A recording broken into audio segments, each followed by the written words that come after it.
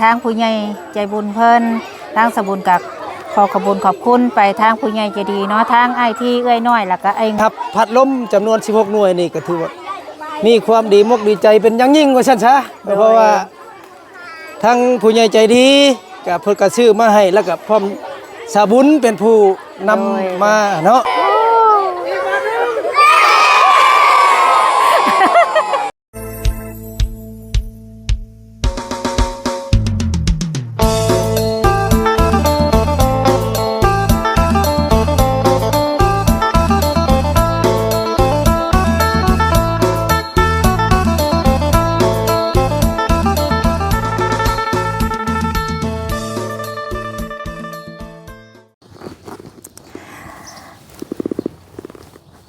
กับสบายดีพี่น้อง FC เปิดสุขุสุคนสุหม่องสุบอนเด้อพี่น้องเด้อมาพบมาพอกกันคือเก่าคือเดิมกับซ่องสาวบุญมาบ้านเฮาเนาะมาพอกันมื้อนี้พี่น้องเอ้ยในตอนเช้าของวันจันทร์วันที่20ตุลาพี่น้องเอ้ยเนาะก็ยับหมอจ่อจั่นกันกับไม้เด้อพี่น้องเด้อเนาะปลายฝนต้นหนาวมาแล้วมื้อนี้ทางสาวบุญก็ได้รับหน้าที่เป็นตัวแทนของผู้ใหญ่ใจบุญจากต่างประเทศเนาะได้รับตัวแทนของเพิ่นแล้วก็เป็นสะพานบุญให้สีได้ลงไปมอบพัดลม16โตวให้แก่โรงเรียนของบ้านโคกใหญ่ของเฮาเนาะทางสบุญกาในนามเป็นตัวแทนให้ทางผู้ใหญ่ใจบุญสบุญก็ดีใจเนาะที่ว่าทางผู้รักผู้ใหญ่เพิ่นเห็นแล้วก็อยากช่วยเพราะว่าโรงเรียนของบ้านเฮามันเป็นโรงเรียนธรรมดาพี่น้องเอ้ยบ่มีพัดลมอย่างแหละทางเพิ่นก็เลยเห็นแหละเพิ่นก็เลยอยากช่วยอยากให้น้องๆเวลาเข้าโรงเรียนก็สิได้แบบเย็นสบายว่าซั่นเนาะทางผู้ใหญ่เพิ่นว่าอันนี้ทางสบุญก็ดีใจเนาะสบุญก็ในนามต่างหน้าของบ้านโคกใหญ่เบิดทุกคนสบุญก็ขอกราบขอบคุณไปทางไอทีเนาะไอฮักของสบุญแล้วก็ทางเอ้ยน้อยหักของสบุญแล้วก็ไองวนเนาะที่มาเมตตาสงสารทางโรงเรียนของบ้านน้องเด้อน้องกับบ่มีสิ่งตอบแทนก็มีแต่มือ10 นิ้วกราบขอบคุณในหลายขอให้เอื้อยและอ้ายให้อยู่ดีมีแห้งสุขภาพเข้มแข็งความเจ็บอย่าสุได้ความไข้อย่าสุมีคิดสิ่งใดก็ขอให้สมความมุ่งมั่นปรารถนาทุกสิ่งทุกอย่างเนาะเฮ็ดเวียกการงานอันใดก็ขอให้ราบรื่นในหน้าที่การงานเด้อเอื้อยอ้ายเนาะเดินทางไปไสมาไสก็ขอให้เดินทางสะดวกสบายเนาะสิ่งที่สำคัญที่สุดก็คือขอให้สุขภาพร่างกายแข็งแรงปราศจากโรคภัยไข้เจ็บอย่าจนเนาะสาธุบุญคำนำสู่เด้อเนาะแล้วก็ขอบคุณ FC ทุกคนที่เข้ามาให้กำลังใจสบุญน้ำเนาะขอบคุณหลายๆเด้อเนาะที่สำคัญก็อย่าลืมติดตามทางเพจของแม่บุญมาน้ำนี่เนาะตอนนี้เฮาก็กำลังตั้งเพจใหม่พี่น้องให้ติดตามให้เนี่ยก็มีผู้ติดตามอยู่200 คนเนาะติดตามให้กำลังใจในเพื่อมีหลายช่องทางถ้าว่ามีผู้ใดเนาะเพิ่นอยากติดต่อหาทางสบุญก็มีเฟซแม่บุญมาน้ำแต่ว่าถ้าติดต่อไปทางนั้นมันอาจเฟซของสบุญมันต้องสลับไปสลับมามันโทรศัพท์เครื่องเดียวกันถ้าว่ามีเวียกมีงานอันใดเนาะก็ให้ติดต่อมาทาง Facebook สาวบุญบ้านป่าสาวบุญบ้านป่าแล้วก็สาวบุญมาบ้านเฮาได้เนาะโอเคพี่น้องเอ้ยตอนนี้ทางเฮาก็สิเอาพัดลมลงไปมอบทางโรงเรียนพี่น้องเอ้ยเนาะแล้วก็เฮากันสาวนี่กับเอื้อยเฮานี่สบายดีพุ่นน่ะสบายดีโอ้สบายดีมือเดียวก็เป็น อันนี้แม่กับลูกพี่น้องเอื้อยของสาวบุญแล้วก็หลานสาวเนาะสมซื่อได้พี่น้องเอ้ยนั่งกินพุ่นล่ะ ป้าพี่น้องนี่ผู้ใดตามลงไปให้กำลังใจเด้ออยู่โรงเรียนบ้านเฮาเนาะตอนนี้เฮากับคนพัดลมขึ้นรถเรียบร้อยแล้วตอนนี้เฮากับกำลังลงไปใส่พวกโรงเรียนกันสิขับรถเขาได้อีกวะดิไปดีทางเลี้ยวเพิ่นก็ได้ใส่ป้ายฮักแล้วบ่จักคือบ่เห็นป้ายอยู่ในโรงเรียนบ่ว่าทางโรงเรียนเพิ่นเบิ่งแน่พี่น้องเอ้ยอะไรก็มาแล้วฝ่ายเขาอีกดูเพิ่นเขาได้บ่ดิจมอีกนะคาบ่นี่ไปจับสีสิงสูงจังหน่อยไปแล้วไปยังบ่ดอกบวมมาทางข้างน่ะมาค่าขี้ตุ่มนี่มื้อนี้ค่ะนี่ป้ายโรงเรียนต้นคูนบังเบิ่งค่ะ ไปสิลองเปิดวันนี้ ลงเปิด ลองเปิดไปนี่ได้ป้ายเพิ่นตอนนี้เพิ่นกำลังสิเข้าห้องเนาะพี่น้องเนาะนี่แหละโอ้ช่วงนี้เวลาของเพิ่นเนาะนี่เด้พี่น้องเอ้ยโอ้นี่เด้กำลังเข้าห้องรวมทั้งเบิดทั้งมวล219คนนักเรียนของพวกเฮาเนาะน้องๆนักเรียนตอนนี้กำลังสิเริ่มเข้าทั้งห้องเรียนแล้วอันนี้ก็เป็นป้ายเนาะป้ายทางเข้าพี่น้องเอ้ยโรงเรียนประถมบ้านโคกเนาะหรือว่าโรงเรียนบ้านของเฮานี่เพิ่นมีรวมทั้งเบิดมี3หลังแต่ว่าแต่ละหลังนี่มี3ห้องเนาะให้เบิ่งอันนี้ส่วนเพิ่นสิเฮ็ดตั้งเป็นโรงเรียนอนุบาลพี่น้องเอ้ยเป็นโรงเรียนอนุบาลและห้องป .2 เพิ่นก็แบ่งมานี่เพิ่นกำลังสิตกสิแต่งตอนนี้ทางครูเพิ่นก็กำลังสิเริ่มเข้าห้องพี่น้องเอ้ยคุณนะเพิ่นกำลังสิเริ่มเข้าห้องแล้วอันนี้เป็นโรงเรียนประถมของบ้านโคกของหมู่เฮาเพิ่นสิเฮ็ดหรือว่าเพิ่นสิตั้งเป็นโรงเรียนอนุบาลตัวนี้เนาะห้องตัวนี้ก็มีอยู่2ห้องตัวนี้มีอยู่2ห้องแล้วก็เพิ่นสิติดพัดลมทั้งเบิดนี่เพิ่นสิให้ติดห้องละ2ตัวเนาะว่าโรงเรียนของเฮาทั้งนั้นบ้านเฮานี่สิมีแต่ห้องป .1 ฮอดป .5 ฮอดป .5 ทางบ้านเฮาเพิ่นก็เลยอยากตั้งมาอีกว่าให้เป็นให้มีโรงเรียนอนุบาลเนาะให้มีโรงเรียนอนุบาลจนฮอดห้องป .5 เพิ่นนะพี่น้องเอ้ยเนาะตอนนี้ก็มีแต่ห้องป .1 ฮอดป .5 เนาะตอนนี้ก็ได้อันนี้คือพ่อแม่เพิ่นลงมาส่งลูกส่งหลานเนาะตอนนี้ทางสบุญกะลงมาฮอดเป็นที่เรียบร้อยแล้วเนาะก็เลยนัดทางพ่อบ้านเพิ่นตอนนี้ทางครูบาอาจารย์เพิ่นกำลังสิเข้าห้องเนาะตอนนี้ทางพ่อบ้านเพิ่นก็กำลังขนเอาแก๊สพัดลมลงไปตั้งไว้น้องๆนักเรียนก็มารวมโตกันเพื่อเฮาสิไปมอบทางพัดลมเนาะเพราะว่าช่วงนี้ก็เกี่ยวข้าวแน่ทางเฮาก็เลยเอาแต่ทางพ่อบ้านเพิ่นลงมาร่วมน้ำกัน2คนแล้วก็มีทางครูอาจารย์เพิ่นแน่ตอนนี้เพิ่นกำลังเอาพัดลมลงมาน้องๆก็รอต้อนรับดีใจน้ำที่ว่ามีผู้ใหญ่เพิ่นมองเห็นทางสบุญก็ตอนนี้กำลังขนลงมาเนาะอากาศมื้อนี้มีแสงแดดแน่พี่น้องเอ้ยน้องๆนักเรียนรวมทั้งเบิดก็มีอยู่219คนทางครูอาจารย์เพิ่นแจ้งมาตอนนี้ก็กำลังขนแก๊สลงมารวมทั้งเบิดก็มีอยู่16แก๊สทางในบ้านเพิ่นบอกว่าตั้งนะเพิ่นสิให้ทางบ้านเพิ่นตั้งเองเพราะว่าทางผู้ใหญ่ช่วยมาแล้วเพิ่นว่าเดี๋ยวทางติดตั้งเพิ่นสิติดตั้งเองเพิ่นได้ซ้ำนี้เพิ่นก็ดีใจแล้วเนาะตอนนี้ก็คนลงเบิดแล้วน้องๆก็ยืนรอถ่าอยู่พี่น้องดีที่ว่ายังมีห่มไหมตอนนี้ก็เอาจัดเป็นระเบียบเนาะเฮาก็สิได้มอบให้ทางในบ้านทั้ง2คนเพิ่นก็เลยย่างเข้ามาต้อนรับแล้วก็มีครูอาจารย์แน่รวมทั้งเบิดนะทางสบุญก็ย่างเข้าไปแล้วก็สิมอบให้เพิ่นตอนนี้ก็มาร่วมกันมากับโบเบิดปันไดพี่น้องเลยเพราะว่าไผก็ไปให้ไปหน้าเนาะทางครูอาจารย์เพิ่นรวมทั้งเบิดก็มีอยู่6คนทางครูอาจารย์เพิ่นเนาะรวมทั้งเบิดก็มีอยู่6คนตอนนี้ก็ได้เดี๋ยวเฮาสินิบไม้ใส่คอเสือให้ทางพ่อบ้านเพิ่นก่อนตอนนี้ก็ได้เนาะนี่แหละอันนั้นกูหลบมาบ่ไปได้แล้วป่ะบีบลง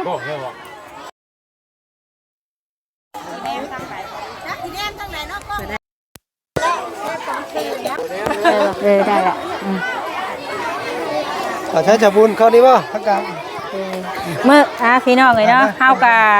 เมื่อก่อนนั่นเฮาก็ได้มาแจ้งไว้เนาะได้มาแจ้งไว้มื้อนี้ก็เฮาก็เลยมาถามทางพ่อบ้านเพิ่นว่าคันเงียบๆได้ล่ะเด้อฟังเด้อฟังเด้อเฮาบอกว่ามาถามเพิ่นว่าทางผู้ใหญ่เพิ่นว่าถามว่าเพิ่นสิติดเลยเพิ่นก็สิได้ให้เงินให้เฮามาซื้อเนาะวันนี้ทางเฮาก็มาถามทางพ่อบ้านเพิ่นว่าเพิ่นก็สิมาติดเลยแต่ว่าทางผู้ใหญ่เพิ่นได้ซื้อพัดลมมา16ตัวกับไฟสายไฟก้อนนึงเพิ่นว่าโดยว่าใช้เพิ่นก็ช่วยเฮาแล้วเนาะเป็นวัตถุ เฮาก็สิได้หาเพิ่งกันนี่แหละอยู่ในวิชาการบ้านเฮานี้เนาะ โดย มาติดให้ลูกให้หลานเพราะว่าให้มันได้ใส่อยู่ในวันนี้แหละบ่ทันซะ โด เนาะ ย นี่ก็ทีมที่ว่าทาง FC ของสาบุญบ้านตาเนาะเพิ่นก็ได้มาบริจาค โดย เรียกว่าช่วยเหลืออุปกรณ์เป็นพัดลมเนาะให้ลูกให้หลานในวงเวียนนี้เนาะก็จะมีอยู่จำนวนอยู่16โตเนาะห โด รือว่าย อันนี้ก็ทั้งอำนาจข้าบ้านหรือว่าอำนาจปกครองพร้อมครูอาจารย์เนาะก็บ่มีหยังเนาะมีแต่ความว่าขอบมกขอบใจเนาะที่ว่ามีน้ำจิตน้ำใจช่วยเพื่อช่วยเหลือเนาะให้นักเรียนบ้านโคกของเฮาเนาะให้ได้ใช้พัดลมในห้องเรียนให้เด็กๆเนาะเพราะว่ามันก็เป็นลักษณ์อันนึงเดี๋ยวก็ได้ดูฮ้อนมันก็การเข้าห้องเข้าเรียนนี้มันก็ลำบากนิดนึงเนาะเพราะว่าก็ดีแล้วทางคุณก็ได้มาช่วยเฮาเนาะเฮาก็มีบกขอบใจเป็นอย่างสูงเนาะที่ว่าให้เพิ่นหันยิ่งให้ร่ำให้รวยยิ่งขึ้นไปเรื่อยๆเนาะมีแต่ว่าให้เพิ่นภาคถึงเนาะคุณที่ว่ามีน้ำจิตน้ำใจนี้มาประกอบไว้นี่มีแต่ว่าให้เพิ่นมีแต่ความสุขความเจริญเนาะหุ่งเฮืองและเรียกว่าช่วยเหลือในสังคมเนาะไปเรื่อยๆยิ่งขึ้นเนาะเพราะว่าอยากภาคขอบมกขอบใจอีกทีนึงเป็นยังไงเนาะเพราะว่ามีแต่ให้เพิ่นอยู่ดีไม่แห้งเนาะสุขภาพแข็งแรงบ่เจ็บบ่ปวดเนาะว่าซั่นซะมีแต่ว่าให้ร่ำให้รวยตลอดไปเนาะ โดยสา เจ้า ธุนะคือทางเฮาเนาะทางสบุญมากะในนามต่างหน้าให้ทางผู้ใหญ่ใจบุญเพิ่นทางสบุญกับขอขอบคุญขอบคุณไปทางผู้ใหญ่ใจดีเนาะทางไอ้ที่เอ้ยน้อยแล้วก็ไอ้งัวเนาะก็ขอขอบคุญขอบคุณในหลายที่ให้สบุญเป็นสะพานบุญให้ก็ขอให้เอื้อยและอ้ายอยู่ดีมีแห้งสุขภาพเข้มแข็งความเจ็บอยาสุได้ความไข่อยาสุมีคิดสิ่งใดก็ขอให้สมความมุ่งมั่นปรารถนาทุกสิ่งทุกอย่างเนาะสาธุทางเฮาก็ดีใจเนาะในนามตั้งหน้าให้ผู้ใหญ่แล้วก็ดีใจที่ว่าเพิ่นได้ช่วยทั้งบ้านเฮา มื้อหน้ากับในกู้เฮาก็อุ้มใจอยู่ทางมา อยู่โรงเรียน อั นี่ นได้พัดลมนี่ดีใจอยู่บ่ มอบพัดลม อันคือพัดลมนี่เนาะอัน16ตัวนี่โรงเรียนบ้านเฮามีอยู่8ห้องรวมทั้งเบิดเนาะรวมทั้งเบิดมี8ห้องแล้วเพิ่นให้ติดห้องละ ห้อง 2ตัว ละ2ตัว เพิ่นว่าให้ติดห้องละ2ตัวแล้วก็ตัวที่ว่ามันบ่ทันได้อันนี้ได้แล้วเนาะก็ตัวที่ว่ามีนักเรียนอยู่เพิ่นก็ให้ติดใส่ตัวที่บ่ทันได้ติดว่าเฮ็ดโรงเรียนอนุบาลก็ให้มันแล้วก็จังค่อยติดเพิ่นว่าเพิ่นก็บ่แน่นอนได้บางทีเดือน2เพิ่นสิมาเยี่ยมอีกเพิ่นว่าเพิ่นก็อยากมาเบิ่งว่าเฮาซื้อให้แล้วแหละเพิ่นสิทางบ้านเฮาเพิ่นสิติดได้แล้วล่ะบ่หรือว่าจังได๋สินะว่าได้ซื้อให้แล้วเพิ่นก็อยากให้ติดเลยสินะมีแต่ทางบ้านเฮาค้นครัวว่าให้ทางบ้านเฮาเนาะมีแต่ว่าเฮาก็ดีใจพี่น้องเอ้ยแบบว่าเพิ่นช่วยเฮามาเฮาซื้อทั้งเบิดนี่ก็รวมทั้งเบิดทั้งมวลทั้งสายไฟก็ผู้ดีเบิด8ล้าน700,000กีบเนาะทางอาจารย์เฮาอันทาง เจ้าก็ขอขอบใจอีกเทื่อนึงว่าซั่นเนาะ โดยทางผู้ใหญ่เพิ่น ข้าพ ก็ เจ้าก็แนะนำผู้บริหารการศึกษาอยู่ในโรงเรียนแห่งนี้ โดย แล้วก็ถือว่าได้รับพัดลมจำนวน16หน่วยนี่ก็ถือว่ามีความดีมกดีใจเป็นอย่างยิ่งว่าซั่นซะเพราะว่าทั้งผู้ใหญ่ใจดีก็เพิ่นก็ซื้อมาให้แล้วก็พร้อมสาบุญเป็นผู้นำมาเนาะ โดย และส่งเสริมให้ลูกให้หลานพวกเฮานี่ได้อันน่ะโรงเรียนแบบปกติอากาศบ้านเฮาอากาศร้อนนะเนาะ เพราะ ใน ว่า บ้านเนาะ ตั้งแต่เฮาเกิดได้ใหญ่มาเนาะก็บ่เคยได้จักเทื่อนะเข้าโรงเรียนมาก็หลายเส้นหลายชาติเฮาเกิดมาหลายรุ่นหลายเนี่ยก็บ่เคยมี แม่นแหละ พอเฮามาได้เฮ็ดจุดนี้ทางเฮาก็ดีใจที่ว่าเพิ่นได้มองเห็นแล้วก็เพิ่นอยากช่วยทางโรงเรียนบ้านเฮาก็ถ้าว่าบ่เฮ็ดช่อง YouTube กับเพิ่นก็บ่เห็นเฮานะแต่ทางเฮาก็ดีใจที่ว่าได้ลงมาถ่ายแล้วก็เพิ่นเห็นความลำบากหรือว่าความบ่นั่นของเด็กน้อยนะเนาะเฮาก็ดีใจเด็กน้อยน้องๆดีใจอยู่บ่ได้พัดลมนี่ตั้งใจเรียนเด้อเรียนเก่งๆเด้ออย่าดื้อเด้อ เก่งๆเด้อลูกหลานเด้อสิไปอเมริกาน้ำเพิ่น ดีใจครับก็ได้พี่น้องเลยเนาะมีแต่ถามว่าทางบ้านหรือว่าทางในบ้านเพิ่นพร้อมมื้อใดเนาะเพิ่นสิติดตั้งมื้อใดก็ถามว่าเพิ่นติดแล้วก็มีแต่แจ้งให้เฮาได้ฮู้นำเฮาอยากลงมาว่าอัปเดตให้ทางเพิ่นได้เบิ่ง ได้เบิ่งว่าเฮานี่ได้ติดได้ใช้ โดยหรือว่าทางเฮานี่ได้ติดได้ใช้แล้วก็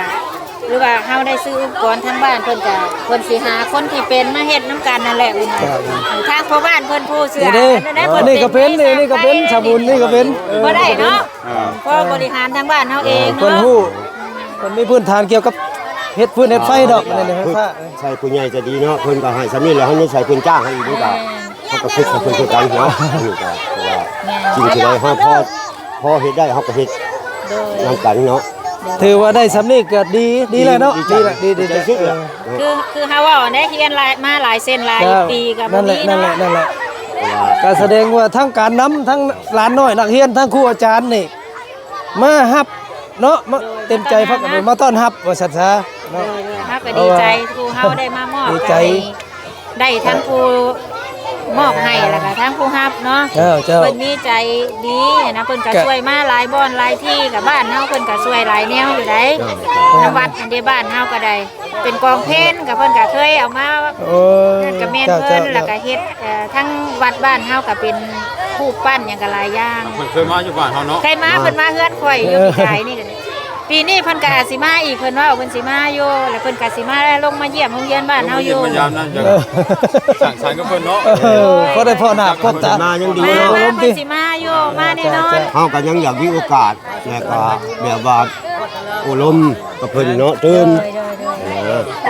ผมขอบใจเพิ่น ขอบ เติ ใจ ม เพิ่นในนี่เฮาขอบใจไปทางอากาศ เที่ยว เนาะ มาเพิ่นมาแล้วก็ทั้งคณะบ้านเฮาบ่นี่เลยเฮาก็เที่ยวก็สิมีความสมัครพาเข้าทางก็สามัคคีกับเพิ่นก็ น้ำสามัคคีเนาะ จ้า และกันว่าเพิ่นได้มาก็สิแจ้งบอกล่วงหน้า จ้ะ อยู่ปีแล้วนี่เพิ่นก็มาแต่ว่าเพิ่นก็มาเล่นแต่อยู่เฮือนนั้นพาเพิ่นเลาะๆเบิ่งอยู่วัดก็ได้ว่าบ่อนเพิ่นเคยสร้างเด้บ้านเฮาก็ได้ว่านี่เด้เพิ่นก็ลงไปเนาะพี่น้องเอ้ยมื้อนี้ก็ทางเฮาก็ได้มามอบเนาะดีใจทางเฮาก็ได้ดีใจน้ำครูบาอาจารย์เพิ่น เจ้า น้ำนักเรียนน้องๆเพิ่นนี่แหละนี่เด็กน้อยให้เงียบก็เงียบบ่ได้พี่น้องปากไปปากมันเนาะถ้าจังใดกะมื้อนี้เนาะทางเฮาก็ได้เป็นตัวแทนของผู้ใหญ่ก็ดีใจกับทางบ้านเฮาก็สิมีครบบ่หลายคนเพราะว่าไผก็ไปเกี่ยวข้าวก็เลยเอาแต่ทางพ่อบ้านแล้วก็กับครูเพิ่นนี้ลงมารับ นี่แหละลูกหลานนักเรียน รับนักเรียนเฮานี้ เพราะว่าช่วงนี้มันก็ฤดูเกี่ยวข้าวแน่เนาะ โดยมาเลย นี่ก็ญาติกันมาพี่น้องเอ้ยจังใดก็ขอบใจเนาะทั้งพ่อบ้านแล้วก็ทั้ง เจ้าขอบใจ ครูอาจารย์ทุกคนเนาะก็ที่ว่ามาสละเวลามาน้ำกันเนาะทั้งสบุญก็สำหรับคลิปนี้ก็สิขอตัวลาพระจากพี่น้องเอ้ยเนาะก็ขอบคุณ FC ทุกคนที่เข้ามาให้กำลังใจเนาะขอบคุณในไลน์สำหรับคลิปนี้เฮาก็สิขอตัวลาพระจากไปก่อนเด้อเนาะไปสบายดีเด้อ